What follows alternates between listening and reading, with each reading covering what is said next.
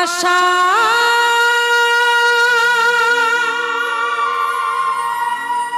করে বাঁধলি বাসা, বাঁধন ভালো দিলি না। তাই না বাবা?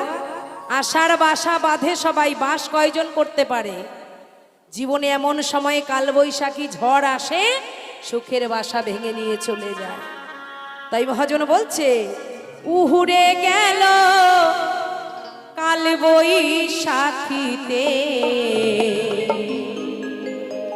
আর তো ফাগুন এলো